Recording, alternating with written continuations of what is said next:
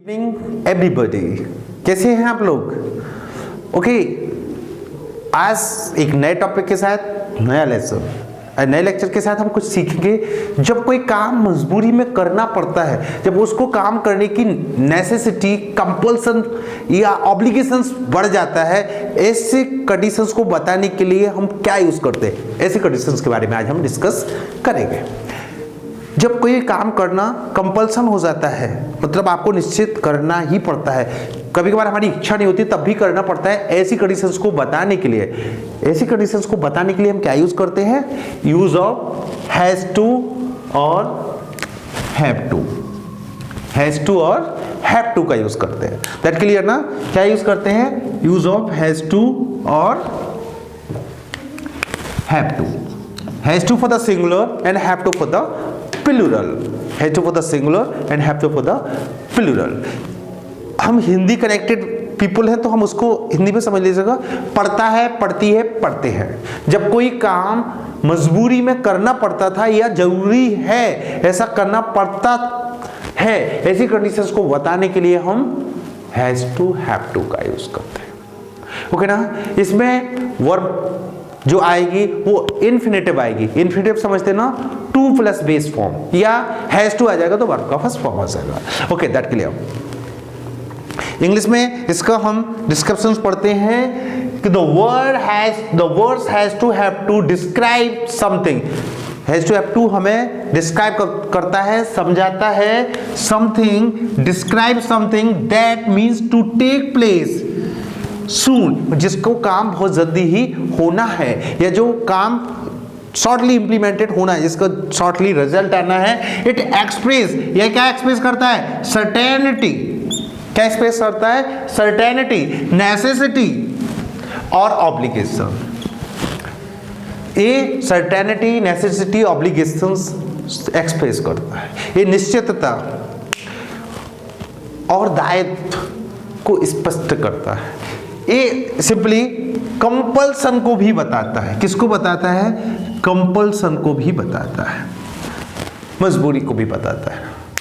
Okay ना? सो अब हम इसका स्ट्रक्चर देखेंगे। स्ट्रक्चर क्या होता है? वही subject, according to subject has to या हैव टू। सब्जेक्ट सिंगुलर होगा तो हैज टू, सब्जेक्ट प्लूरल होगा तो हैव टू। आई होगा तो हैव टू, बी होगा तो हैव टू, यू होगा तो हैव टू, सी होगा तो हैज टू, ही होगा तो हैज टू, दे होगा तो हैव टू। क्लियर ना? सिंगुलर होगा तो हैज टू और प्लूरल होगा तो हैव टू। दैट क्लियर ना? Okay okay my dear friends, अब हम प्रैक्टिस से समझेंगे। I have to switch school, I have to switch school, मुझे स्कूल बदलना पड़ता है, मजबूरी है, नेसेसिटी है। I have to use the telephone, हमें टेलीफोन यूज करना पड़ता है। I have to go to to bathroom, मुझे बाथरूम जाना पड़ता है। आई हैव टू लीव, मुझे छोड़ना पड़ता है। I have to unpack my bags, मुझे अपने बैग्स को खोलना पड़ता है, सामान को निकालना पड़ता है। I have to beat him, मुझे उसे पीटना पड़ता है। आई हैव टू डांस, मुझे डांस करना पड़ता है। आई हैव टू लर्न, मुझे सीखना पड़ता है। I have to learn English to speak, मुझे बोलने के लिए अंग्रेजी सीखनी पड़ती है।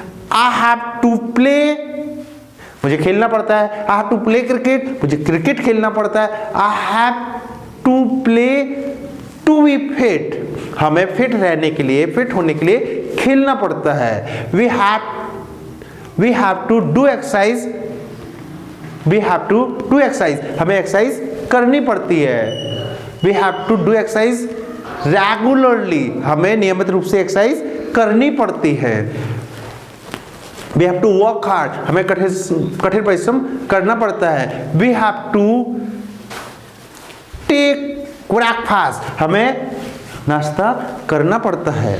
ओके ना? हमें क्या करना पड़ता है, क्या मजबूरी है, क्या नेसेसिटी है, क्या कंपल्सन है, इसको बताने के लिए हम क्या यूज करते हैं? हैज टू और हैव टू का यूज करते हैं। अरे ready my friends?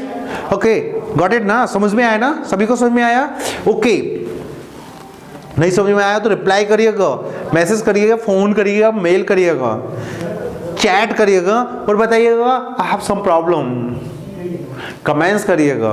I have some problem, कौन से फेज में प्रॉब्लम है, कहाँ समझ में नहीं आ रहा है, क्या समझ में नहीं आ रहा है, और कितना सिंपल तरीके से हम आपको एक्सप्लेन करेंगे। ये बेसिक फाउंडेशन कोर्स है my dear friends, you have no need to be worry. यहाँ से हम आपको बेसिक फंडामेंटल से सिखा रहे हैं, ओके ना, दैट्स फाइन, फैंटास्टिक। अब हम नेगेटिव की बात करते हैं। अगर हम नेगेटिव बनाएंगे इसमें तो हम इसको कैसे बनाएंगे, नेगेटिव बनाएंगे तो कैसे बनाएंगे इसको। नेगेटिव बनाने का स्ट्रक्चर होगा सबसे पहले subject, according to subject does या डू, अकॉर्डिंग टू उसके बाद have, to plus V first plus object, subject plus does या do plus have to plus V first plus object, plus object, subject does do have to V first plus object. Okay my dear friends, बिल्कुल आप confuse ना हो, थोड़ा सा confusion हो गया है। Subject plus do does plus not, not भूल गए थे ना, नेगेटिव बना रहे हैं ना। सब्जेक्ट प्लस डू डज या do plus not plus V first plus object plus other words ऐसा आएगा। माय डियर फ्रेंड्स, मुझे झूठ नहीं बोलना पड़ता है। I don't have to tell a lie, मुझे सत्य नहीं बोलना पड़ता है। I don't have to speak the truth, मुझे कठिन परिश्रम नहीं करना पड़ता है। I don't have to work hard, मुझे अंग्रेजी नहीं बोलनी पड़ती है। I don't have to speak English, मुझे अंग्रेजी नहीं सीखनी पड़ती है। I don't have to learn English, मुझे सुबह जल्दी नहीं जागना पड़ता है। I don't have to get up early in the morning, मुझे खाना नहीं बनाना पड़ता है। I don't have to cook the food, मुझे खाना नहीं खाना पड़ता है। I don't have to eat the food, मुझे उससे बात नहीं करनी पड़ती है। I don't have to talk to him, okay ना। कुछ एग्जांपल्स यहाँ पे लिख लेते हैं। मुझे उससे बात नहीं करनी पड़ती है, तो I don't have to talk to him, मुझे अंग्रेजी नहीं बोलनी पड़ती है। I don't have to speak English.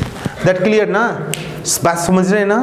Compulsion, चाहे कंपल्सन हो, नेसेसिटी हो, ऑब्लिगेशंस हो या सर्टेनिटी हो, ऐसी कंडीशंस को बताने के लिए हम हैज टू या हैव टू का यूज करते हैं। इन हिंदी पढ़ता है, पढ़ती है, पढ़ते हैं, मजबूरी है, निश्चितता है, पढ़ता है, मजबूरी में काम करना पड़ता है, कोई जरूरी काम है उसको करना पड़ता है, या हमारे दायित्व वाला काम उसको करना पड़ता है। ऐसे सेंटेंसेस को बताने के लिए, या आपके सामने ऐसी कोई सिचुएशन है उसको एक्सप्रेस करने के लिए आप क्या यूज करते हैं, हैज टू और have to. Okay, keep learning, keep connecting. Thank you very much. Have a good day.